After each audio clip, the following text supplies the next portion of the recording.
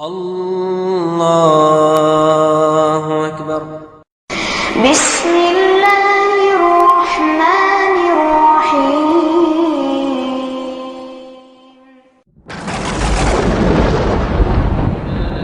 في رسول الله أسوة حسنة. لقد كان لكم في رسول الله أسوة حسنة لمن كان يرجو الله واليوم الآخر وذكر الله كثيرا. اب آپ سماعت فرمائیں درس نمبر 57 تکمیل غزوہ فتح مکہ اور غزوہ حنین. إن الحمد لله نحمده ونستعينه ونستغفره ونعوذ بالله من شرور أنفسنا ومن سيئات أعمالنا. من يهده الله فلا مضل له ومن يضلل فلا هادي له، وأشهد أن لا إله إلا الله وحده لا شريك له، وأشهد أن محمدًا عبده ورسوله. أما بعد، اللهم علمنا ما ينفعنا وانفعنا بما علمتنا وزدنا علما نافعا وعملا صالحا يا رب العالمين. اللهم إنا نسألك حبك وحب نبيك وحب العمل الذي يقربنا إلى حبك.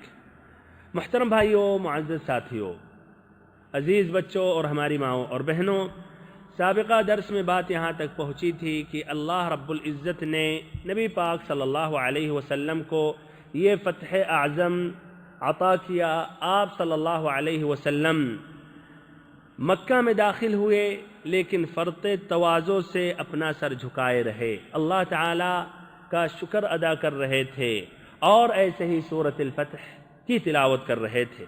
پھر کعبہ میں 2 رکعت آپ نے نماز پڑھی. پھر کعبہ سے جب نکلے تو آپ صلی اللہ علیہ وسلم نے مکہ والوں کو معاف کر دیا اور کہا اذهبوا فانتم الطلقاء، اذهبوا فانتم الطلقاء، کہ جاؤ، تم پر کوئی سرزنش نہیں ہے، کوئی مؤاخذہ اور عتاب نہیں ہے. ہمارے بھائی اور محترم ساتھیوں اور ہماری ماؤں اور بہنوں، اس کے بعد آپ صلی اللہ علیہ وسلم نے عثمان ابن طلحہ کو بلایا، جن کے ہاتھ سے آپ نے کنجی لی تھی کعبہ کی. یہ کنجی کو آپ نے لوٹایا اور عثمان ابن طلحہ کو دیتے ہوئے آپ نے کہا کہ یہ لو اپنی کنجی، یہ لو اپنی کنجی. آج کا دن نیکی اور وفاداری کا دن ہے. طبقات ابن سعد میں یہ روایت موجود ہے کہ آپ صلی اللہ علیہ وسلم چابی دیتے وقت آپ نے یہ کہا کہ اس کنجی کو ہمیشہ ہمیش کے لیے لے لو، اس کنجی کو ہمیشہ ہمیش کے لیے لے لو، تم سے وہی شخص چھینے گا جو ظالم ہوگا. ہمارے بھائیوں اور بہنوں، آج بھی کعبہ کی کنجی عثمان ابن طلحہ کے خاندان میں ہے. بمعنی یہاں کی بھی حکومت نے اس پر قبضہ نہیں کیا تاکہ اس کا شمار ظالموں میں سے نہ ہو، نہ اس نے زیادتی کرتے ہوئے کسی اور خاندان کو دیا. اور ابھی بھی جب کعبہ کھولا جاتا ہے تو انہی کا ایک نمائندہ یا جس کے پاس یہ چابی یا کنجی ہوتی ہے وہ آتا ہے اور وہ اپنے ہاتھوں سے یہ کعبہ کھولتا ہے. پھر اس کے بعد نماز کا وقت آ گیا تو نبی پاک صلی اللہ علیہ وسلم نے بلال ابن رباح حبشی رضی اللہ عنہ کو حکم دیا کہ کعبہ کے اوپر چڑھیں اور وہاں سے اذان کہیں. انہوں نے ایسا ہی کیا. اذان کی صدا گونجی مکہ میں اور اس طرح توحید کے کلمات گونجے. غور و فکر کریں کہ مکہ والوں کا کیا خیال تھا جب دیکھا ہوگا بلال، جو ان کے درمیان ایک حبشی کالا کلوٹے غلام تھے جن کو امیہ بن خلف مختلف قسم کی اذیتیں پہنچاتا تھا، بلکہ شدید گرمی میں، چلچلاتی دھوپ میں بدن سے کپڑا ہٹا کر ریت پر سلا دیتا تھا، اوپر سے پتھر ڈال دیتا تھا، لیکن اس لیے کہ وہ اپنے مقصد میں سچے تھے، احد احد کہتے تھے، صبر انہوں نے کیا تو اللہ تعالیٰ نے آج یہ اونچا مقام دیا. مؤذن رسول صلی اللہ علیہ وسلم کا لقب ملا. کعبہ پر کھڑے ہو کر آواز اور ایسے ہی ندا اذان دے رہے ہیں. سبحان اللہ، یہ اونچا مقام حاصل ان کو ہوا جب وہ اپنے اس دین میں سچے رہے اور انہوں نے صبر کیا. شیخ الاسلام ابن تیمیہ رحمہ اللہ کہتے ہیں بالصبر والیقین تنال الامامۃ فی الدین، صبر اور یقین سے، سچائی اور اللہ پر بھروسہ کرنے سے دین میں امامت کا درجہ حاصل ہوتا ہے۔ ایسے ہمارے بھائیوں اور بہنوں، نبی پاک صلی اللہ علیہ وسلم اسی فتح کے دن ام ہانئ بنت ابی طالب رضی اللہ عنہ کے گھر داخل ہوئے۔ آپ نے وہاں غسل کیا اور 8 رکعت ضحیٰ یا چاشت کی نماز آپ نے پڑھی، اور کچھ اہل علم کہتے ہیں کہ یہ فتح کی نماز تھی، یعنی فتح کی مناسبت سے آپ نے یہ 8 رکعت نماز پڑھی تھی۔ آپ صلی اللہ علیہ وسلم نے تمام مکہ والوں کو معاف کر دیا اور آزاد کر دیا اور کہا کہ جاؤ، تمہارا کوئی مؤاخذہ نہیں ہے، کوئی سرزنش نہیں ہے۔ لیکن آپ صلی اللہ علیہ وسلم نے ان اکابر مجرمین میں سے، ان بڑے بڑے دشمنوں میں سے 9 افراد کا خون رائگاں قرار دیا اور کہا ان کو قتل کر دیا جائے، اور یہ بھی آپ نے حکم دیا کہ اگر یہ کعبہ کے نیچے یا کعبہ کے پاس، کعبہ کے پردے کے نیچے، کعبہ کے لحاف کو، پردے کو پکڑے بھی ہوں تو ان کو قتل کر دیا جائے۔ اس طرح ان 9 افراد میں سے عبد العزیٰ ابن خطل تھا، جو مسلمان ہو گیا تھا لیکن پھر مرتد ہو گیا، اور پھر نبی پاک صلی اللہ علیہ وسلم کی ہجو بیان کرنے لگا، یعنی شعر کے ذریعے نبی پاک صلی اللہ علیہ وسلم کو گالی دینے لگا۔ ایسے ہی عبداللہ ابن سعد ابن ابی سرح، ایسے ہی عکرمہ ابن ابی جہل، ابو جہل کا لڑکا، ایسے ہی مقیس ابن صبابہ، یہ بھی مسلمان تھا اور ایک انصاری شخص کو قتل کر دیا، پھر مرتد ہو کر مکہ واپس ہو گیا یا مکہ پہنچ گیا۔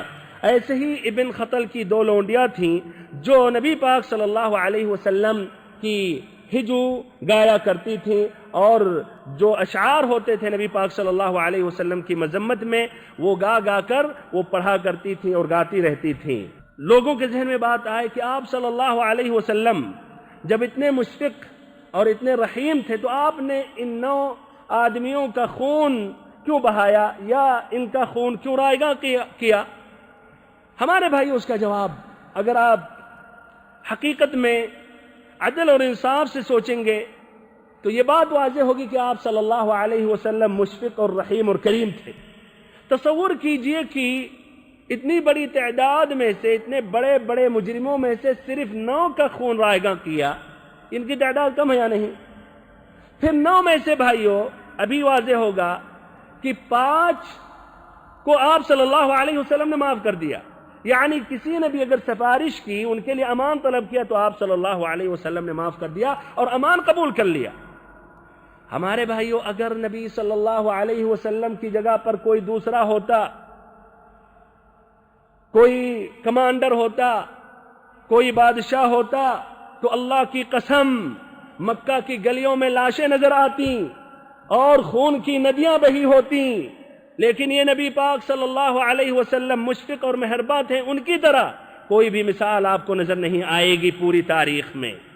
غور کریں بھائیوں، ابن ابی سرح کے بارے میں عثمان رضی اللہ عنہ نے سفارش طلب کی، آپ صلی اللہ علیہ وسلم نے سفارش قبول کر لی اور پھر اس نے اسلام قبول کر لیا، آپ صلی اللہ علیہ وسلم نے درگزر کیا۔ ایسے ہی عکرمہ ابن ابی جہل، ابو جہل جو اس امت کا فرعون تھا، اس کا لڑکا بھی اپنے باپ کے نہج پر چل رہا تھا اور نبی صلی اللہ علیہ وسلم سے شدید دشمنی کا اظہار کرتا تھا۔ اس کو جو اپنی جان کا خطرہ ہوا تو بھاگا، مکہ سے باہر نکل گیا۔ اس کی بیوی دیکھے کتنی وفادار بیوی تھی، سبحان اللہ، جانتی تھی کہ آپ صلی اللہ علیہ وسلم کتنے مشفق اور رحیم ہیں، مایوس نہیں ہوئی۔ اگر سے آپ صلی اللہ علیہ وسلم نے اس کے شوہر کا خون رائگاں کر دیا، لیکن ابھی بھی اس کی امید قوی تھی نبی صلی اللہ علیہ وسلم سے۔ نبی پاک صلی اللہ علیہ وسلم کی خدمت میں حاضر ہوئی اور اس نے اپنے شوہر کے لیے امان طلب کیا۔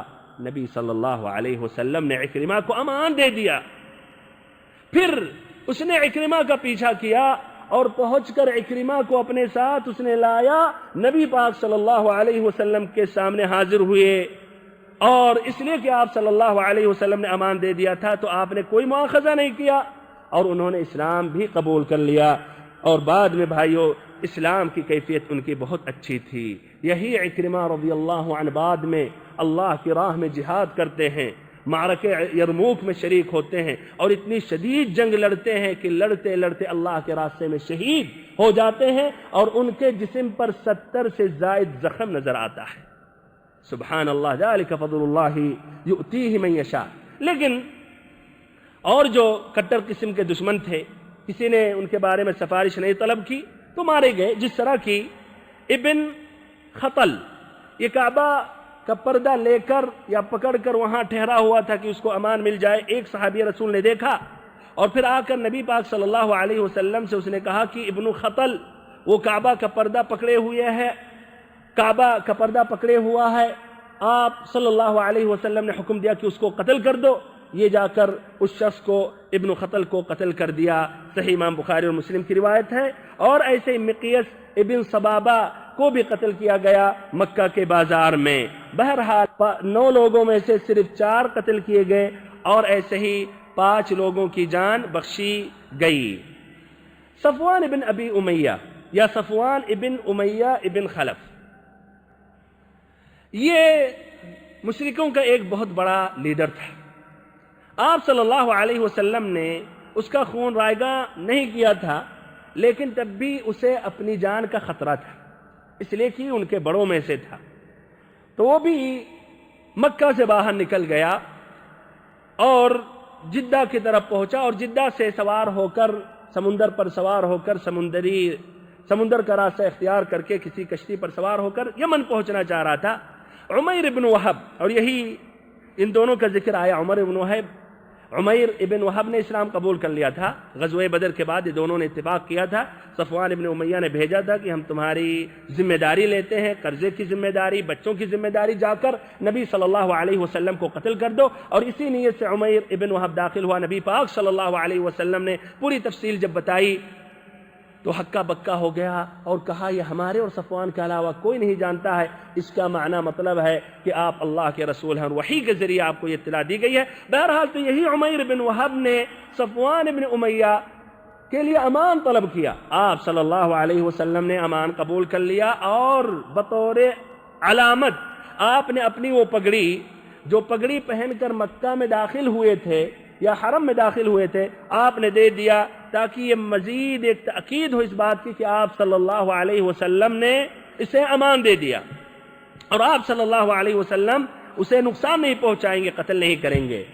عمیر ابن وہب پہنچا وہاں جدہ، جہاں سے وہ یمن جانا چاہ رہا تھا، ساتھ میں لایا۔ نبی پاک صلی اللہ علیہ وسلم کی خدمت میں صفوان حاضر ہوا تو کہا صفوان نے مجھے آپ 2 مہینے کی مہلت دیں۔ آپ صلی اللہ علیہ وسلم نے کہا 2 مہینے کی مہلت نہیں بلکہ 4 مہینے کی مہلت دے رہا ہوں، تمہاری مرضی، تمہارے اختیار میں ہے، 4 مہینے تک غور و فکر کرتے رہو۔ صفوان سے پہلے اس کی بیوی نے اسلام قبول کر لیا تھا۔ نبی پاک صلی اللہ علیہ وسلم نے دونوں کو پہلے ہی نکاح پر برقرار رکھا۔ آپ صلی اللہ علیہ وسلم کئی خطبے، کئی تقریریں آپ نے کی، فتح کے دن، فتح کے دوسرے دن، اور ایسے ہی کئی تقریریں آپ نے، کئی خطبے آپ نے وہاں دیے۔ دوسرے دن بھی آپ صلی اللہ علیہ وسلم خطبہ دینے کے لیے کھڑے ہوئے، اللہ تعالیٰ کی حمد و ثنا، اللہ تعالیٰ کی بڑائی، تحمید و تمجید کی۔ پھر اس کے بعد کہا کہ لوگو، اللہ رب العزت نے جس دن آسمان پیدا کیا تھا، جس دن آسمان بنایا تھا، اسی دن مکہ کو حرام یعنی حرمت والا شہر ٹھہرایا تھا، حرمت والا شہر مقرر کیا تھا۔ تو اللہ رب العزت کی حرمت کی سبب سے یہ شہر قیامت تک حرام ہے، اور جو شخص اللہ پر اور روز آخرت پر ایمان لاتا ہے تو اس میں خون نہ بہائے، نہ یہاں کا کوئی درخت کاٹے۔ اور اگر کوئی یہ کہے کہ نبی پاک صلی اللہ علیہ وسلم نے قتال کیا تھا تو اسے کہہ دو کہ نبی پاک صلی اللہ علیہ وسلم کو اللہ نے اجازت دی تھی لیکن تمہیں کسی نے اجازت نہیں دی، اور وہ بھی مجھے صرف دن کی 1 ساعت میں یعنی ایک وقت، مخصوص وقت میں اجازت دی گئی تھی، رخصت دی گئی تھی، اور اس کے بعد اس کی حرمت پلٹ آئی۔ جس طرح کی پہلے اس کی حرمت تھی تو اس طرح یہ قیامت تک اس کی حرمت برقرار ہے، تم میں سے جو حاضر ہے وہ غائب کو بتا دے۔ مسند امام احمد اور ابن اسحاق کی روایت ہے کی فتح کے پہلے دن نبی پاک صلی اللہ علیہ وسلم نے بنو خزاعہ کو حکم دیا کہ وہ بنو بکر سے اپنا بدلہ چکا لیں۔ بنو خزاعہ، بنو بکر، جن کی وجہ سے یہ غزوہ پیش آیا، تو عصر کے وقت تک ان کو یہ چانس دیا گیا تاکہ اپنا بدلہ چکا لیں۔ بنو بکر نے جو خیانت کی تھی، غداری کی تھی، ان کے کئی آدمیوں کو قتل کیا تھا، پھر اس کے بعد منع کر دیا گیا۔ لیکن دوسرے دن بنو خزاعہ کے ایک آدمی نے بنو لیث کے ایک آدمی کو قتل کر دیا، تو اس پر نبی پاک صلی اللہ علیہ وسلم بہت ناراض ہوئے اور آپ نے کہا بنو خزاعہ کے لوگوں، اپنا ہاتھ قتل کرنے سے روک لو، اگر قتل کرنے میں نفع ہوتا تو بہت قتل ہو چکا۔ پھر آپ نے کہا تم لوگوں نے ایک ایسے آدمی کو قتل کیا ہے جس کی دیت دینا مجھ پر واجب ہے، لازمی ہے۔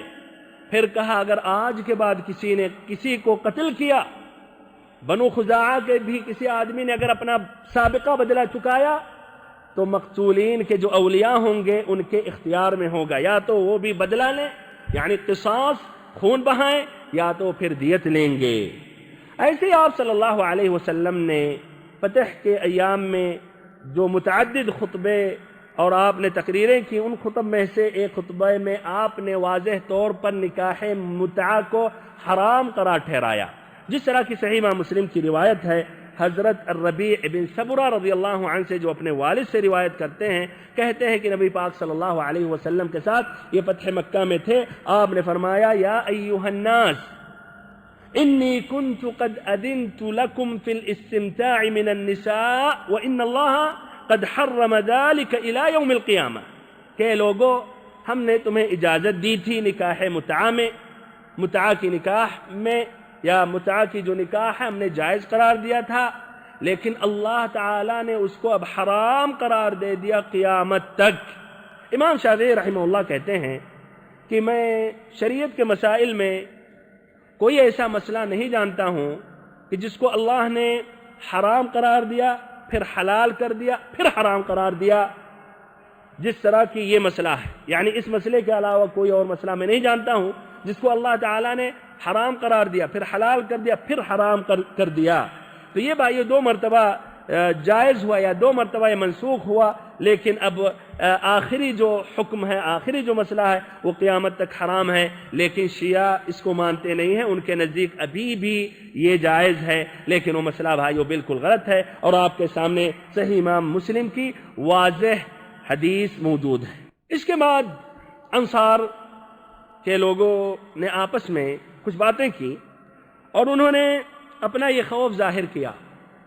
انہوں نے کہا کہ اب نبی پاک صلی اللہ علیہ وسلم کا شہر فتح ہو گیا اور آپ صلی اللہ علیہ وسلم اپنے سرزمین میں داخل ہو گئے، اور وہ اچھی طرح جانتے تھے کہ اسی سرزمین پر نبی پاک صلی اللہ علیہ وسلم پیدا ہوئے، یہی آپ کا بچپنا، جوانی، بلکہ یہی آپ کو نبوت ملی، اور آپ کا اور آپ کے آباء و اجداد کا یہ شہر ہے۔ انہیں یہ خوف تھا، یہ اندیشہ تھا کہ ایسا نہ ہو کہ اب آپ صلی اللہ علیہ وسلم مکہ ہی میں سکونت اختیار کر لیں اور مدینہ چھوڑ دیں، پھر اس طرح وہ ان سے نبی صلی اللہ علیہ وسلم سے محروم ہو جائیں۔ بہرحال آپس میں انہوں نے یہ خوف ظاہر کیا، کہا کہ کیا خیال ہے، اب نبی پاک صلی اللہ علیہ وسلم کا شہر فتح ہو گیا، کیا اب آپ صلی اللہ علیہ وسلم یہیں رہیں گے؟ آپ صلی اللہ علیہ وسلم اس وقت صفا پہاڑی پر ہاتھ اٹھا کر دعا مانگ رہے تھے۔ جب دعا سے فارغ ہوئے تو آپ نے ان انصاریوں کو بلایا، کہا کہ تم لوگ آپس میں کیا کہہ رہے تھے؟ انہوں نے کہا کچھ نہیں اے اللہ کے رسول۔ آپ صلی اللہ علیہ وسلم نے اصرار کیا، پوچھا تو انہوں نے حقیقت سامنے رکھی اور آپ صلی اللہ علیہ وسلم کو انہوں نے اپنے خیال سے آگاہ کیا۔ تو نبی پاک صلی اللہ علیہ وسلم نے کہا کلا انی عبد اللہ ورسولہ ہاجرت الی اللہ والیکم المحیا محیاکم والممات مماتکم، کہ یہ ہرگز نہیں ہو سکتا، کبھی بھی نہیں ہو سکتا، میں اللہ کا بندہ ہوں، اللہ کا رسول ہوں، اللہ کی خاطر اللہ کی رضامندی حاصل کرنے کے لیے ہم نے ہجرت کی، اور تم لوگوں کی طرف ہم نے ہجرت کی، اب تمہارے ساتھ ہمیں جینا ہے اور تمہارے ساتھ ہمیں مرنا ہے۔ ہمارے بھائی اور محترم ساتھیوں، ادھر بھی تیزی سے یہ فائدہ ذکر کروں کہ نبی پاک صلی اللہ علیہ وسلم اپنے متعلق صحابہ کرام کو بیان کرتے تھے کہ ہم بھی اللہ کے بندے ہیں، اور لا شک آپ اس سے پہلے اللہ کے رسول ہیں، اور آپ کی بھی موت آنے والی ہے، اور آپ پر بھی موت واقع ہوگی، جس طرح کی اسی حدیث میں آپ نے کہا المحیا محیاکم والممات مماتکم، کہ تمہارے ساتھ مجھے جینا ہے اور ایسے ہی تمہارے ساتھ مجھے مرنا ہے، یعنی مدینہ میں ہی، اور ایسا ہی ہوا۔ آپ صلی اللہ علیہ وسلم اس کے بعد، اس واقعے کے 2 سال اور کچھ مہینے کے بعد آپ صلی اللہ علیہ وسلم کا انتقال ہوا، یا 2.5 سال کے بعد۔ فتح ہو جانے کے بعد اہل مکہ پر حق واضح ہو گیا، اور وہ اچھی طرح جان گئے کہ اسلام کے علاوہ کوئی اور راستہ نہیں ہے، اور اسی میں نجات ہے، اسی میں کامیابی ہے۔ تو نبی پاک صلی اللہ علیہ وسلم پر آ کر بیعت کرنے لگے، اور اس طرح اسلام میں داخل ہونے لگے، اور لا الہ الا اللہ محمد الرسول اللہ صلی اللہ علیہ وسلم کا اقرار کرنے لگے۔ ہمارے بھائی اور بہنوں، نبی پاک صلی اللہ علیہ وسلم مکہ میں 19 دن آپ نے قیام فرمایا، 19 دن تک مکہ میں ٹھہرے رہے۔ اس دوران نقوش اسلام کی تجدید کرتے رہے، لوگوں کو تعلیم دیتے رہے، ان کی تربیت کرتے رہے، اور ایسے ہی آپ صلی اللہ علیہ وسلم کے حکم سے حضرت ابو اسید خزاعی رضی اللہ عنہ نے نئے سرے سے حدود حرم کے کھمبے نصب کیے، یعنی حرم کے جو حدود ہیں، تاکہ واضح ہو جائے کہ حرم کا حدود کہاں سے شروع ہوتا ہے، انہوں نے نبی پاک صلی اللہ علیہ وسلم کے حکم سے وہ کھمبے انہوں نے نصب کیے۔ ایسے ہی آپ صلی اللہ علیہ وسلم نے مختلف سرایا بھیجا مکہ کے جوار میں، مکہ کے ارد گرد، وہاں جو بت تھے اس کو توڑا گیا، اس کو گرایا گیا، اس کو مٹایا گیا۔ ایسے آپ صلی اللہ علیہ وسلم کے منادی نے مکہ میں اعلان کیا، جو اللہ پر اور روز آخرت پر ایمان لاتا ہے تو اپنے گھر میں بت نہ رکھے، اس کو توڑ دے، اس کو ختم کر دے، اس کو زائل کر دے۔ مختلف بتوں کو توڑنے کے لیے نبی پاک صلی اللہ علیہ وسلم نے مختلف سرایا بھیجا، ان میں سے 3 سرایا کا ذکر کر رہا ہوں۔ پہلا سریہ جو آپ صلی اللہ علیہ وسلم نے 25 رمضان سن 8 ہجری میں بھیجا تھا، آپ صلی اللہ علیہ وسلم مکہ میں تھے، خالد ابن ولید رضی اللہ عنہ کو منتخب کیا، اور ان کی قیادت میں 30 سواروں کو آپ صلی اللہ علیہ وسلم نے حکم دیا کہ وہ عزا، ان کا ایک مشہور جو بت تھا، قریش کا ایک بڑا بت تھا، بلکہ سب سے بڑا بت تھا، ایسے ہی بنو کنانہ بھی اسی کی طرف رجوع کرتے تھے، عزا کی طرف، وہ نخلا میں واقع تھا۔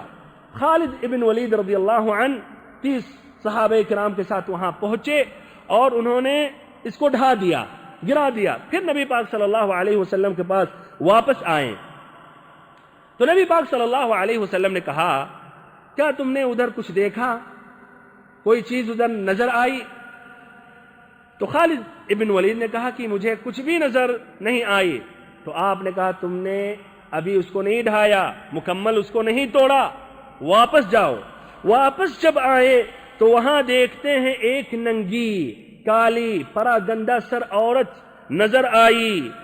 وہ دیکھ کر وہ جو مجاور تھا وہ کہنے لگا، چیختے ہوئے اس کو پکارنے لگا، شاید اس کا یہ گمان تھا کہ اب یہ بدلہ لے کر یہ عزا رہے گا، بھلا وہ بت، وہ صنم، بلکہ وہ صنم اور بتوں کے ساتھ جو شیاطین ہیں ایک موحد کا کیا کام بگاڑ سکتے ہیں؟ تو چیخنے لگا، پکارنے لگا۔ بہرحال حضرت خالد ابن ولید رضی اللہ عنہ آگے بڑھے اور تلوار سے اتنے زور سے وار کیا کہ اس کو 2 ٹکڑا کر دیا، اور 2 حصوں میں اس طرح وہ بٹ گئی، ختم ہو گئی۔ پھر جب نبی پاک صلی اللہ علیہ وسلم کے پاس واپس آئے تو آپ نے کہا، تلک العزہ وقد یئست ان تعبد فی بلادکم ابدا، کہ وہی عزا تھی اور وہ مکمل طور پر اب مایوس ہو گئی کہ اس کی اب اس سرزمین پر یا تمہارے ملک میں اس کی عبادت کی جائے گی، مکمل وہ مایوس ہو گئی۔ دوسرا واقعہ، یہ واقعہ ابن اسحاق اور ابن سعد نے ذکر کیا، اور یہ دوسرا واقعہ ابن سعد نے اپنی کتاب الطبقات الکبریٰ میں روایت کی ہے کہ نبی پاک صلی اللہ علیہ وسلم نے عمرو ابن عاص رضی اللہ عنہ کو بھیجا۔ نبی پاک صلی اللہ علیہ وسلم نے عمرو ابن عاص رضی اللہ عنہ کو بھیجا کس بدھ کے طرف، سواع کی طرف، اور وہ تھا رہات میں واقع، اور یہ بنو حذیل کا ایک بت تھا۔ عمر رضی اللہ عنہ جب وہاں پہنچے تو وہاں کا جو مجاور تھا اس نے کہا آپ کو کیا چاہیے، کیا کرنے کے لیے آئے ہیں؟ تو کہا مجھے نبی پاک صلی اللہ علیہ وسلم نے حکم دیا ہے کہ اس سوا کو ڈھا دوں، گرا دوں۔ تو اس پر کہنے لگا کہ تم اس پر قادر نہیں ہو سکتے۔ ایسے بھائیو، ایسے یہی حال یہ قبروں کے بھی جو پجاری ہیں، جو مجاور ہیں، وہ بھی یہی حسن ظن رکھتے ہیں۔ سبحان اللہ، جبکہ بھائیو اگر ایک مکھی بھی بیٹھ جائے تو وہ حضرت ایک مکھی کو نہیں ہٹا پاتے، سیلاب آ جائے تو سیلاب کو ہٹا نہیں سکتے، آگ لگ جائے تو اپنے آپ کو نہیں بچا سکتے۔ تو عجیب سبحان اللہ تصور۔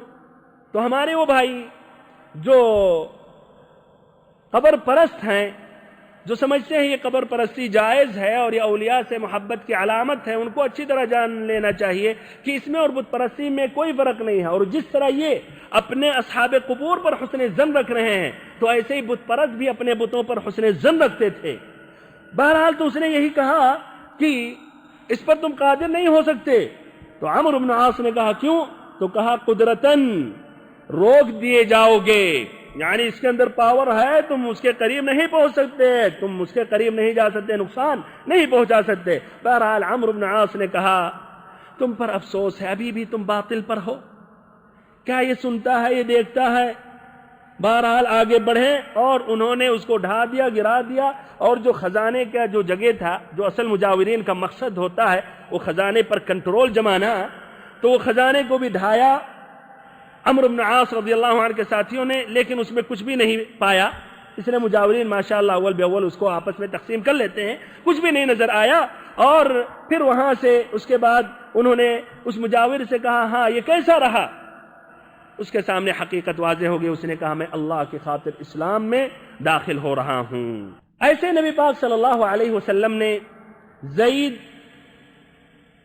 ایسے ہی ابن سعد کی ایک تیسری روایت ہے، آپ صلی اللہ علیہ وسلم نے سعد ابن زید اشہلی کو 20 سوار کے ساتھ منات کی جانب روانہ فرمایا۔ یہ منات جو قدید میں واقع تھا، اور یہ خزرج، اوس اور غسان وغیرہ قبائل کا یہ بت تھا۔ وہاں جب پہنچے تو مجاور نے پوچھا کہ تم کیا کرنا چاہتے ہو؟ تو کہا کہ ہم اس منات کو ڈھانا چاہتے ہیں۔ تو اس پر اس مجاور نے کہا تم جانو اور تمہارا کام جانے، تم جانو اور تمہارا کام جانے، بمعنی میں نہیں جانتا ہوں جو نقصان جو جھیلنا پڑے گا، یہ منات نکل کر تمہاری خیریت نہیں ہوگی، تم سبھی کو ختم کر دے گا، تم لوگ تباہ ہو جاؤ گے۔ بہرحال یہ آگے جب بڑھے تو دیکھا وہی کیفیت جو خالد ابن ولید رضی اللہ عنہ کے ساتھ ایک کالی ننگی پراگندہ سر عورت نکلی جو سینہ پیٹ رہی تھی اور ہائے ہائے کر رہی تھی۔ اس پر وہ مجاور خوش ہوا اور اس نے کہا کہ اے منات، اپنے گستاخوں کو، اپنے نافرمانوں کو پکڑ لے، لیکن ایک شیطان یا ایک بت، اس کے ساتھ جتنے بھی شیاطین ہو، ابلیس بھی آ جائے، ایک موحد کا کیا بگاڑ سکتے؟ اگر دل میں ایمان ہے، تقوی ہے، اللہ پر بھروسہ ہے، تو ہمارے بھائی اور محترم ساتھیوں، شیاطین کچھ بھی نہیں بگاڑ سکتے۔ اور اس سے یہ واضح ہو رہا ہے کہ وہ بتوں کے پاس شیاطین موجود رہتے تھے، ہے کہ نہیں؟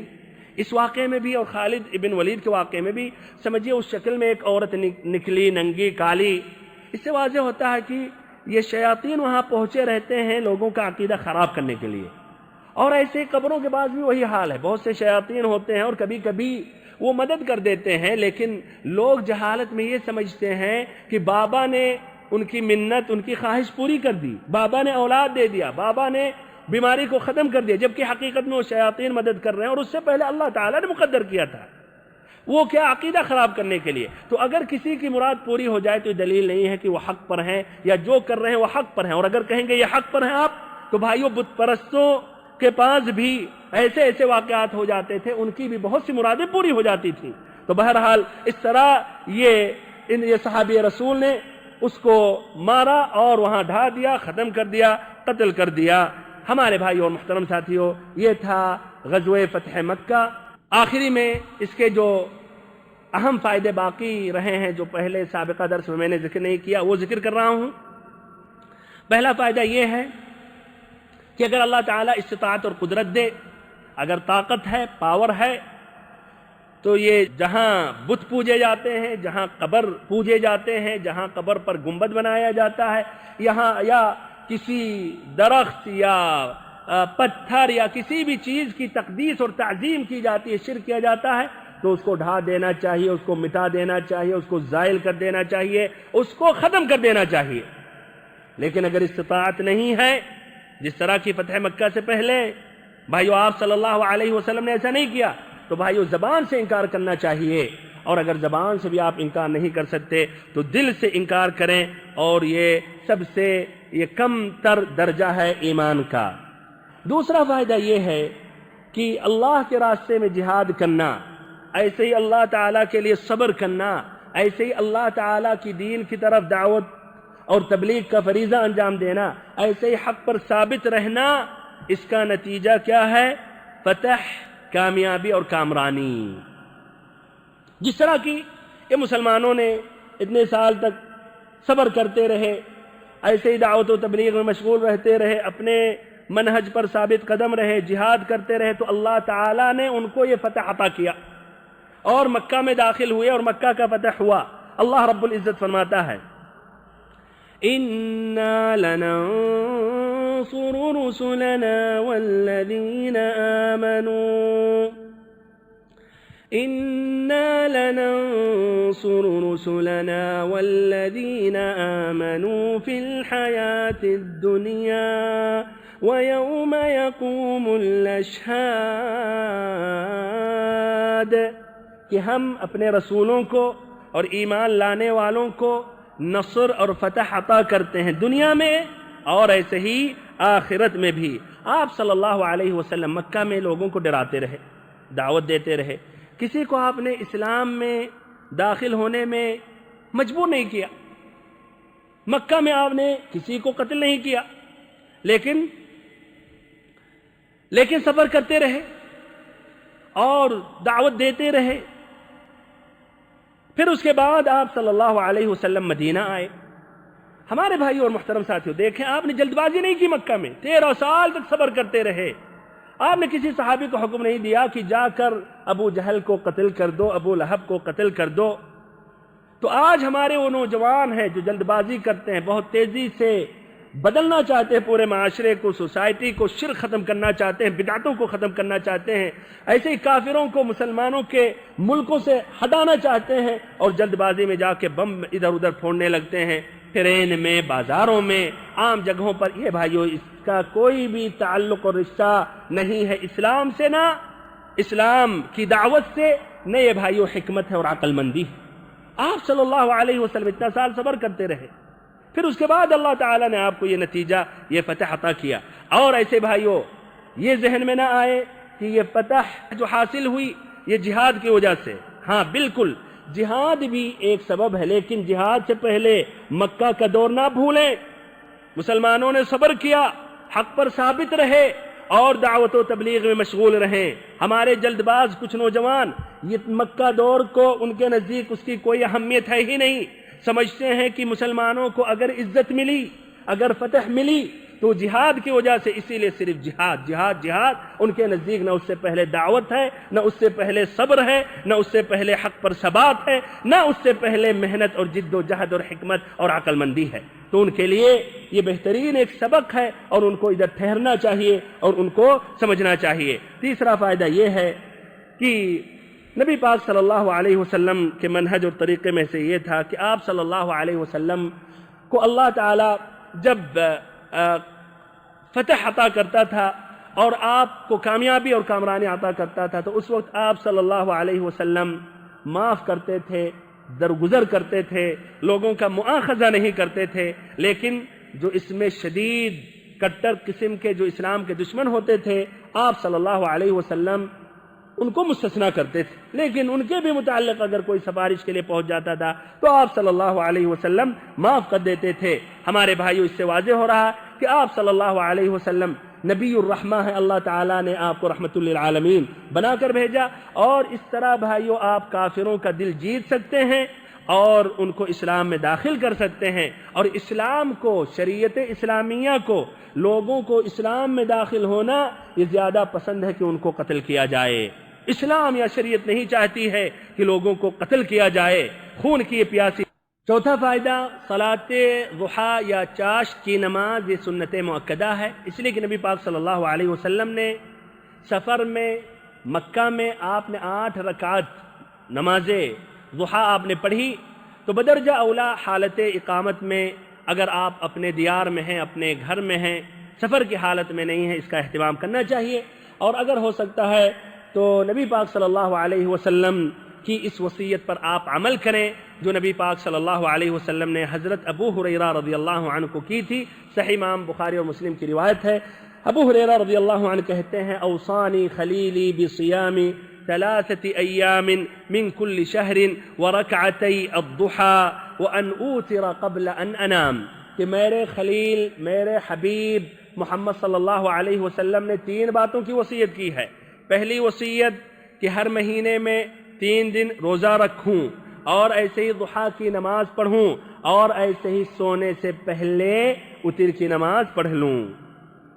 ہمارے بھائیوں اور بہنوں، اس کے بعد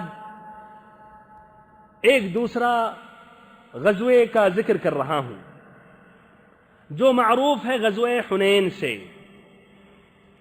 فتح مکہ یا مکہ فتح ہو جانا اس وقت اس دور میں تاریخ کا ایک اہم اور خطرناک حادثہ تھا، جس کے وجہ سے تاریخ کا رخ مڑ گیا، جس کے وجہ سے تاریخ میں کافی تبدیلیاں آ گئیں، اور قریش کے پاس رہنے والے مکہ والے نبی پاک صلی اللہ علیہ وسلم کے تابع ہو گئے۔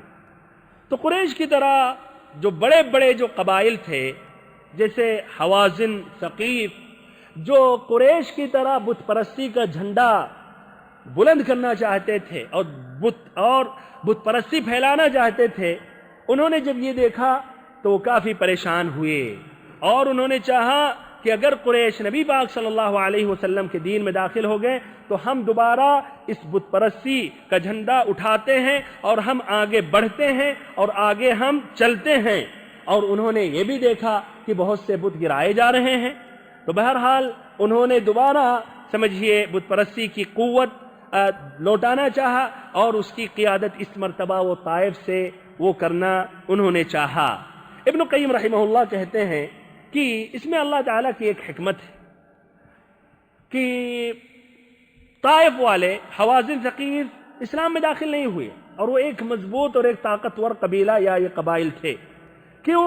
تاکہ مسلمان ان کے ساتھ جہاد کریں اور مسلمان ان پر حملہ کریں تو قوت کے زور سے ان کو توڑے، اور ان کے بعد پھر کوئی نبی صلی اللہ علیہ وسلم سے یا مسلمانوں سے مقابلہ کرنے کی ہمت نہ کرے، نہ سوچے۔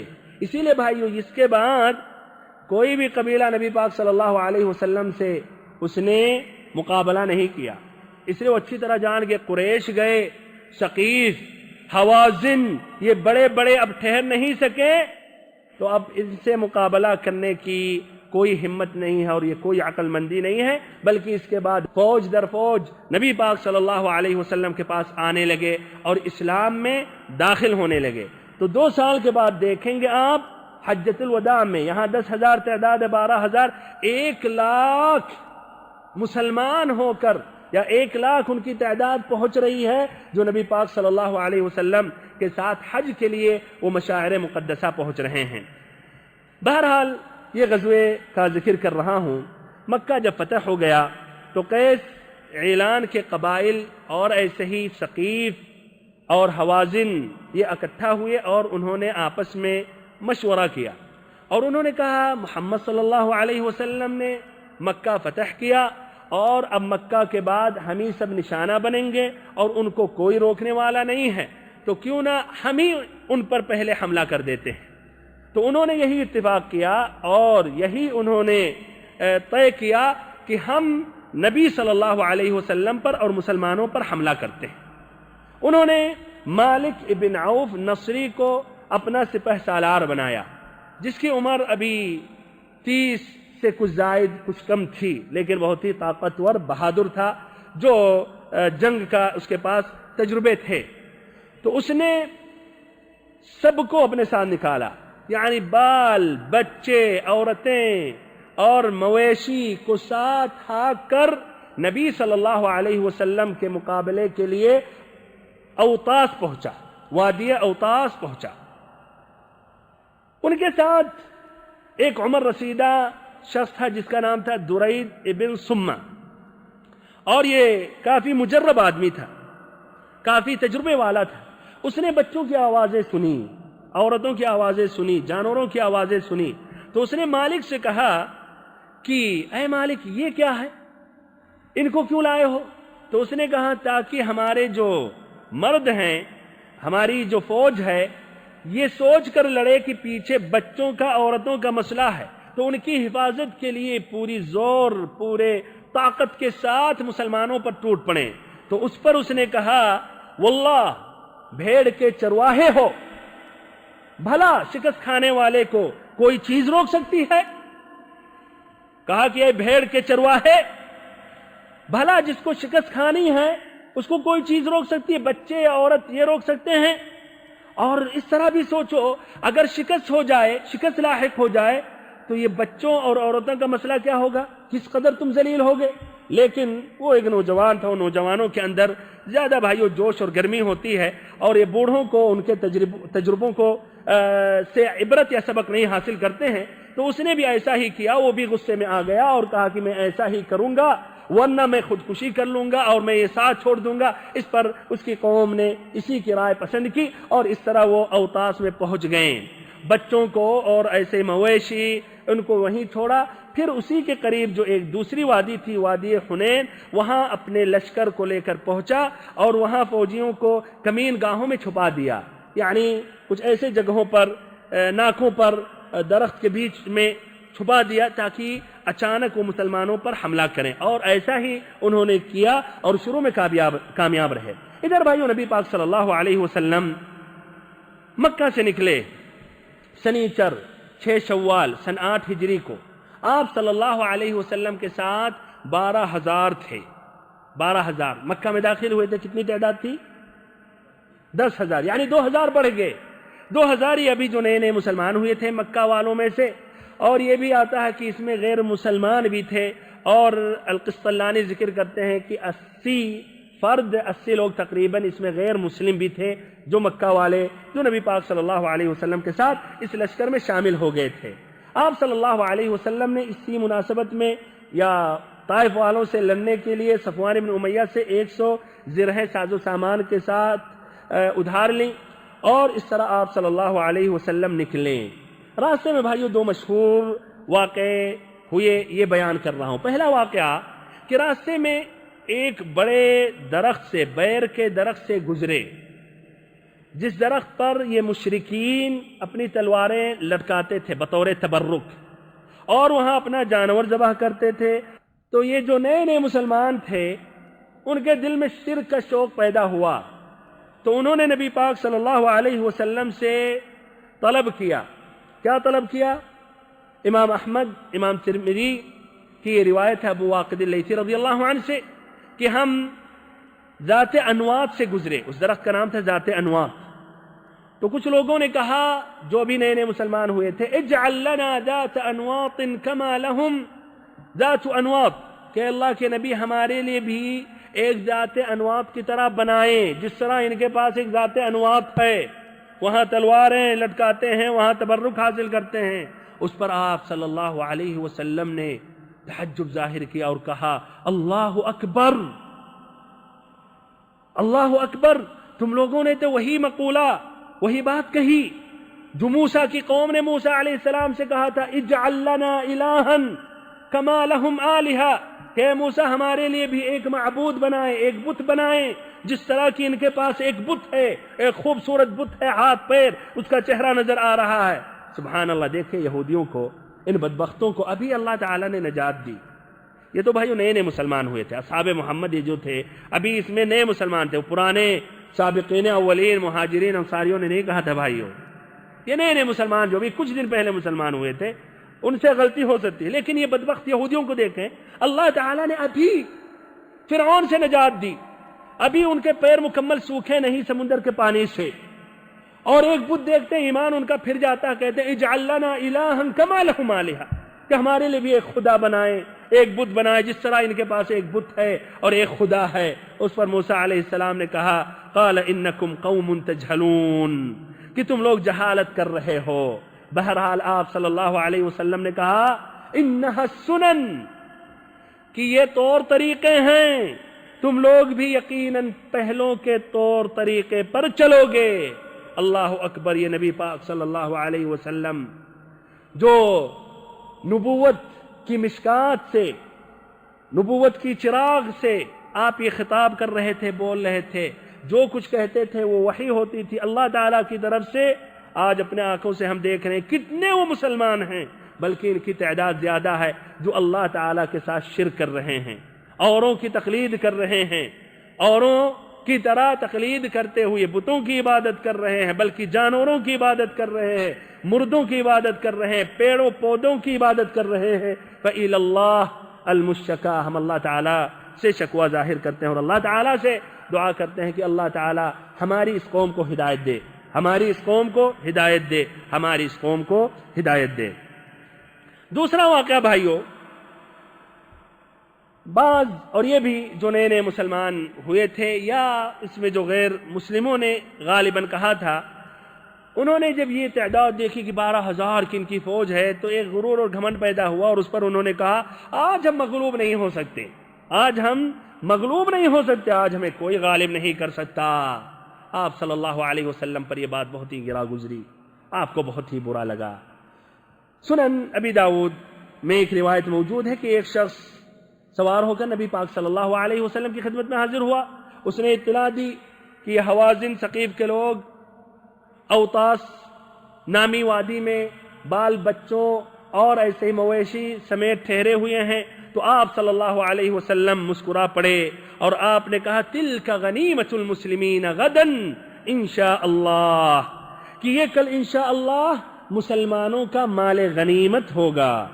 10 شوال 8 ہجری یعنی 2 دن کے بعد آپ صلی اللہ علیہ وسلم اس وادی حنین کے قریب پہنچے، وادی حنین کے قریب پہنچے، اور آپ وادی میں داخل ہونے سے پہلے سحر کے وقت میں آپ نے اپنے لشکر کی ترتیب دی، بمعنی مہاجرین پر آپ نے خالد ابن ولید رضی اللہ عنہ کو مقرر کیا، ان کو علم دیا، ایسے ہی اوس میں سے اسید ابن حضیر کو منتخب کیا، ان کو ان کا پرچم دیا، ایسے ہی خزرج میں حباب ابن منذر کو منتخب کیا، ان کو پرچم دیا، اور ایسے مختلف قبائل میں مختلف افراد کو منتخب کر کے ان کو پرچم دیا۔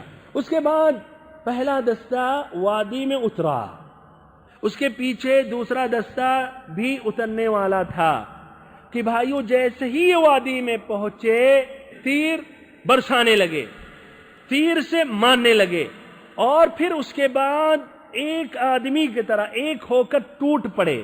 اچانک جب یہ پہلے دستہ نے یہ کیفیت دیکھی تو یہ بھائیوں گھبرا کر پیچھے ہوئے، اس طرح پیچھے والے بھی ان کے ساتھ پیچھے ہو گئے، پچھڑ گئے، تو شروع ہی میں اس طرح حقیقت میں شکست لاحق ہو گئی۔ صحیح امام بخاری امام مسلم کی روایت سے یہ بھی بات واضح ہوتی ہے، یا اس کی دوسری کیفیت ہے کہ شروع میں مسلمانوں نے حملہ کیا اور یہاں تک کہ یہ حوازن مکشوف ہو گئے، یعنی مسلمانوں کا ان پر غلبہ ہو گیا اور غلبہ ہونے والا تھا اور یہ دکھنے لگے، لیکن اس میں ابھی کچھ نوجوان تھے جنہوں نے جلد بازی کی، جو مکمل تیاری بھی انہوں نے نہیں کی تھی، یعنی نہ سر پر حفاظت کے لیے انہوں نے کچھ پہنا، نہ ایسے مکمل سلاح کے ساتھ آئے، وہ مال غنیمت میں مشغول ہو گئے، جس کی وجہ سے الٹا سمجھیے وہ پلٹ آئے حوازن ان کے اوپر، اور جیتنے کے بجائے شکست ان کو لاحق ہوئی۔ بہرحال جو بھی ہو، اس صورت دیکھ کر بعض مشرکین اور یہ جو نئے مسلمان تھے انہوں نے کہہ سکتے ہیں خوشی ظاہر کی، اور اس پر ابو سفیان نے کہا کہ اب ان کی بھگدڑ سمندر پر جا کر رکے گی، ان کی بھگدڑ یہ جو بھاگ رہے ہیں اب جا کے سمندر ہی کے پاس رکیں گے۔ صفوان ابن امیہ کے ایک بھائی نے کہا کہ آج کے دن کا جادو تو باطل ہو گیا، یا آج جادو تو باطل ہو گیا، استغفر اللہ، یعنی اشارہ کر رہا تھا کہ نبی صلی اللہ علیہ وسلم جو اپنے معجزات دکھاتے تھے آج ان کا معجزہ کہاں رہا۔ اس پر صفوان ابن امیہ جو مشرک تھا اور اکرمہ ابن ابی جہل جو ابھی نئے مسلم تھے انہوں نے ڈانٹا ان کو۔ بہرحال یہ کیفیت دیکھ کر نبی پاک صلی اللہ علیہ وسلم کی شجاعت پر غور و فکر کریں۔ آپ صلی اللہ علیہ وسلم صرف ثابت قدم نہیں رہے بلکہ آگے بڑھتے رہے، آگے بڑھنے لگے، اور آپ کے ساتھ کچھ صحابہ کرام ٹھہرے رہے، جمے رہے، وہ بھاگے نہیں۔ اس میں ابو سفیان ابن حارث، ایسے ہی العباس ابن عبد المطلب، ابو بکر، عمر رضی اللہ عنہم، اور ان کے علاوہ بھی اور صحابہ تھے جن کی تعداد بتائی جاتی 20، کسی نے کہا 100، 80، المہم تعداد ان کی کافی کم تھی۔ نبی پاک صلی اللہ علیہ وسلم مزید آگے بڑھنے لگے، یہاں تک کہ ابو سفیان بن حارث نے نبی پاک صلی اللہ علیہ وسلم کے خچر کی لگام تھام لی، ایسے العباس بن عبد المطلب نے بھی اس کی رکاب تھام لی تاکہ آپ صلی اللہ علیہ وسلم تیزی سے آگے نہ گزریں۔ پھر آپ صلی اللہ علیہ وسلم خچر سے اترے، اور اترنے کے بعد آپ نے اللہ تعالیٰ سے دعا مانگی، اللہ تعالیٰ سے آپ نے مدد طلب کیا، اور العباس بن عبد المطلب سے کہا، جن کی آواز خاصی بلند تھی، کہ وہ اصحاب رسول صلی اللہ علیہ وسلم کو پکارے۔ انہوں نے جب پکارا تو ان کی آواز سے پوری وادی بھر گئی۔ انہوں نے پکارا سب سے پہلے اصحاب شجرہ کو، کہا این اصحاب السمرہ، کہ درخت والو کہاں ہو، درخت والو یعنی بیعت رضوان والے کہاں ہو۔ وہ سن کر وہ اس طرح واپس ہوئے جس طرح کی گائے اپنے بچے پر مڑتی ہے، اور وہ کہنے لگے یا لبیک یا لبیک، کہ ہم حاضر ہیں، ہاں ہاں آئے۔ اس طرح نبی پاک صلی اللہ علیہ وسلم کے ساتھ 100 مزید آ گئے۔ پھر نبی پاک صلی اللہ علیہ وسلم نے ان کا استقبال کیا اور آپ نے لڑائی شروع کر دی۔ پھر ایسے ہی العباس بن عبد المطلب نے انصاریوں کو پکارا اور کہا یا معشر الانصار، یا معشر الانصار۔ پھر اس کے بعد انصاریوں کا جو مشہور گروہ بنو الحارث، کہا بنو الحارث ابن خزرج۔ اس طرح تعداد بڑھتی گئی اور کافی تعداد میں پہنچ گئے، بلکہ جو بھاگے تھے واپس ہو گئے اور دوبارہ انہوں نے کنٹرول پا لیا، اور پھر اس طرح چڑھائی انہوں نے کی حوازن اور ثقیف پر۔ آپ صلی اللہ علیہ وسلم نے کہا الآن حمی الوطیس، الآن حمی الوطیس، کہ اب چولہا گرم ہو گیا۔ آپ صلی اللہ علیہ وسلم نے ایک مٹھی مٹی لی اور ان کی طرف، ان کے چہروں کی طرف پھینکتے ہوئے کہا شاہت الوجوہ، کہ چہرے بگڑ جائیں۔ وہ بھائیو اللہ تعالیٰ کی قدرت سے یہ نبی پاک صلی اللہ علیہ وسلم کا ایک معجزہ تھا، ان کے آنکھوں میں یہ مٹی گھسی۔ پھر اس کے بعد بھائیو تباہ ہونے لگے، اور ادھر مسلمان ان پر حاوی ہوتے رہے، مار دھاڑ انہوں نے شروع کی اور پیچھے پیچھے دوڑنے لگے، ان کے بھی افراد بھاگنے لگے۔ انہوں نے بچوں پر قبضہ کیا، عورتوں پر قبضہ کیا، اور ان کے کئی فوجیوں کو انہوں نے قتل کیا اور تباہ کیا۔ اس کے بعد بھائیو وہ 3 مختلف راستوں کا اختیار کرتے ہوئے بھاگے۔ اکثر تو طائف بھاگے، طائف میں داخل ہو گئے، اور دوسرا گروہ ان کا اوتاس میں مورچہ بندی کی، اور تیسرا جو گروہ تھا وہ اوتاس پہنچا۔ اوتاس کے لیے نبی پاک صلی اللہ علیہ وسلم نے ابو موسیٰ اشعری رضی اللہ عنہ کے چچا ابو عامر اشعری رضی اللہ عنہ کو بھیجا صحابہ کرام کی ایک جماعت کے ساتھ۔ وہاں پہنچے اور انہوں نے سارے مال غنیمت پر قبضہ کر لیا، لیکن یہ شہید ہو گئے۔ ابو عامر اشعری رضی اللہ عنہ سے پہلے انہوں نے نبی پاک صلی اللہ علیہ وسلم کا اپنا سلام بھیجا تھا۔ یہ صحیح امام بخاری اور مسلم کی روایت ہے۔ ایسے ہی بھائیو نخلا والوں کو بھی مسلمانوں نے ان کا تعاقب کیا، اور وہاں درید ابن سمہ، جس نے یہ مشورہ دیا تھا کہ بچوں کو نہ لایا جائے، اور شاید اگر اس کے اس مشورے پر عمل کرتے تو یہ کامیاب رہتے یا زیادہ فائدے میں رہتے، تو اس کو بھی قتل کیا گیا۔ اس طرح بھائیو مال غنیمت اور قیدیوں کو جمع کیا گیا، جس کا اس طرح سامنے آیا تقریباً 24,000 اونٹ، ایسے ہی 40,000 سے زائد بکریاں، ایسے ہی 4,000 چاندی کی اوقیہ یا چاندی 4,000 اوقیہ یعنی 1,60,000 درہم، ایسے ہی عورتیں اور بچے جن کی تعداد 6,000 تھے۔ ان پر نبی پاک صلی اللہ علیہ وسلم نے مسعود بن عامر غفاری رضی اللہ عنہ کو مقرر کیا، یعنی یہ مال و غنیمت کی حفاظت کے لیے۔ ہمارے بھائیوں اور محترم ساتھیوں، اپنی بات میں ختم کر رہا ہوں اس غزوے سے اہم 3 فائدہ ذکر کر کے۔ پہلا فائدہ یہ ہے کہ میدان جہاد میں، لڑائی میں جو نئے نئے مسلمان ہوئے ہیں، اسلام میں داخل ہوئے ہیں، ان پر زیادہ اعتماد اور بھروسہ نہیں کرنا چاہیے، لیکن علی اطلاق ہی نہیں ہے۔ کچھ صحابہ کرام جیسا خالد ابن ولید نئے نئے مسلمان ہوئے، آپ صلی اللہ علیہ وسلم نے قائد بنا کر بھیجا، لیکن اکثروں پر اتنی جلدی اعتماد اور بھروسہ نہیں کرنا چاہیے۔ آپ دیکھیں کہ اس غزوے میں اس لیے نئے نئے مسلمان تھے اور اس میں کچھ لوگ پہلے صف میں تھے، جس کے نتیجے میں مسلمانوں کو شروع میں نقصان لاحق ہوا۔ تو یہی لوگ تھے جنہوں نے کہا کہ اللہ کے نبی ہمارے لیے بھی ذات انواب کی طرح ایک درخت بنائیں تاکہ ہم بھی بطور تبرک یہاں اپنا سلاح، اپنے ہتھیار کو لٹکائیں۔ پھر یہی سمجھیے وہ لوگ تھے جنہوں نے گھمنڈ اور تکبر میں کہا کہ آج ہم مغلوب نہیں ہو سکتے، ہم پر کوئی غالب نہیں ہو سکتا، اور پھر یہی شروع میں بھاگے بھی۔ ایسے ہی بھائیوں، جب مسلمان شروع میں شکست ان کو لاحق ہوئی تو یہی اور مسلمانوں کو برا بھلا کہنے لگے، ملامت انہوں نے بھیجی، پھر ایسے ہی جلد بازی کی اور غنائم جمع کرنے لگے۔ تو خلاصہ کلام ان پر زیادہ بھروسہ اور اعتماد نہیں کرنا چاہیے، خاصتاً جو مہم اور اہم جو مسائل ہیں، جس طرح کی جہاد کا مسئلہ ہے۔ دوسرا فائدہ یہ ہے کہ گھمنڈ، تکبر، یہ بھائیوں بہت ہی خطرناک بیماری ہے، جس کی وجہ سے عمل ضائع ہو جاتا ہے اور نصر اور کامیابی اور فتح میں تاخیر ہوتی ہے۔ اور ہدایت سے زیادہ مشکل ہے ہدایت پر ثابت رہنا۔ ہدایت مشکل ہے، ہدایت پا جائیں مشکل ہے، لیکن ہدایت پر ثابت رہنا زیادہ مشکل ہے۔ اس لیے نفس اور شیطان کی پوری کوشش رہتی ہے، کبھی ریاکاری میں ڈالتے ہیں، کبھی گھمنڈ میں، کبھی تکبر میں، کبھی آ کر سینہ پھلا دیتے ہیں کہ آپ ہیں، آپ اتنے بڑے عالم ہیں، آپ اتنے بڑے داعی ہیں، اور آپ کی وجہ سے یہ کام چل رہا، اگر آپ نہ ہوتے تو یہ کام نہ ہوتا، اور آپ کی وجہ سے اتنے لوگ مسلمان ہوئے، آپ کی وجہ سے اتنے لوگ ہدایت کا راستہ انہوں نے اپنایا۔ ہمارے بھائیوں، یہ بہت ہی خطرناک مسئلہ ہے، عجوب، گھمنڈ، تکبر، ہمیں اس سے اجتناب کرنا چاہیے۔ تیسرا فائدہ اور آخری فائدہ، نصر، کامیابی، یہ اللہ تعالیٰ کی طرف سے ہے، تعداد اور عدد کا اس میں کوئی عمل اور دخل نہیں ہے۔ اللہ تعالیٰ سے آخری میں دعا کرتا ہوں کہ اللہ تعالیٰ ہم سبھی کو علم نافع عطا کرے، ہم سبھی کو سچا اور پکا مسلمان بنائے، اور ہم سبھی کو اس درس میں اور اس کے سابقہ دروس میں جو عبرتیں ہیں، نصیحتیں ہیں، اللہ تعالیٰ ہمیں مکمل طور پر استفادہ حاصل کرنے کی توفیق